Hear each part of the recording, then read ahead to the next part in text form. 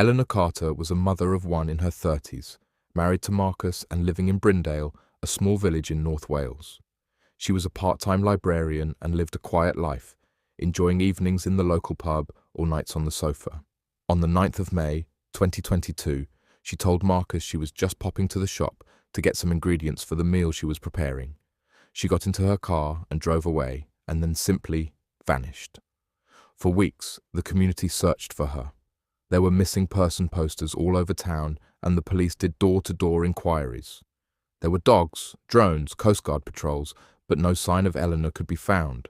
Her mobile phone was switched off. There was no CCTV of her, and her bank account wasn't touched. There were no sightings at all.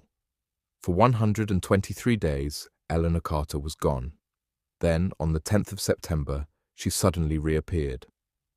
Just after 2 a.m., police found Eleanor standing barefoot outside a 24-hour petrol station, 60 miles away in Shropshire.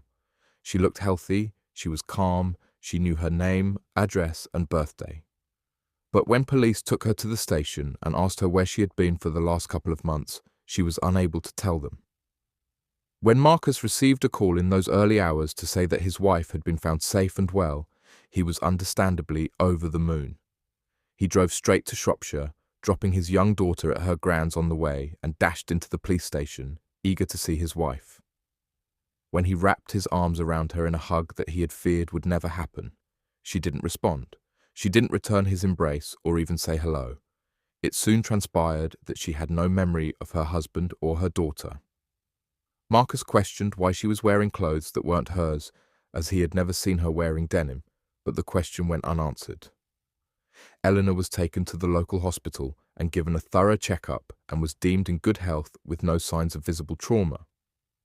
Later that morning, Marcus took her home. Over the following couple of weeks, Marcus became more and more perturbed by his wife's behavior. Once an avid coffee drinker, she now no longer touched it. She slept on the floor because she said the bed was too soft for her spine. She flinched at the sound of a clock, and she would stare too long at mirrors. One day he came home from collecting their daughter from school to find his wife had wrapped the TV in tinfoil.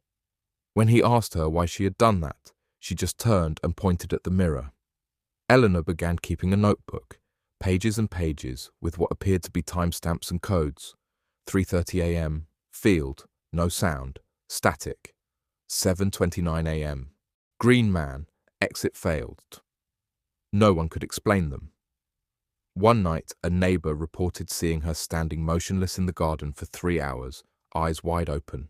Sometimes the lights in the house would flicker on and off all by themselves. Eventually, she removed all the mirrors and threw them in the garden. Marcus took to social media to try to find out what was going on with his wife. Was it dissociation, trauma-induced amnesia, a mental breakdown, or something stranger?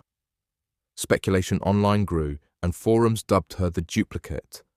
Some believed that Eleanor Carter never returned, and that what came back was some kind of copy. A well-made copy. After a while, Marcus and his daughter packed their bags and went to stay with his parents. Eleanor now lives alone, shunned by her friends and family. She refuses interviews and declines therapy. The police closed the case, no crime committed.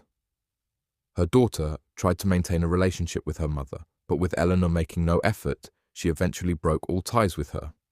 Marcus eventually filed for divorce.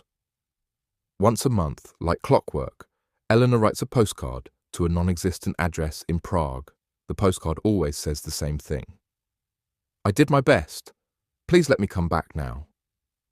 What do you think happened to Eleanor? Was she kidnapped and suffered something so terrible it broke her mind? Or was she replaced with some kind of clone? What would you have done in Marcus's position? Let me know in the comments below. And if you enjoyed this video, please consider liking it and subscribing to the channel.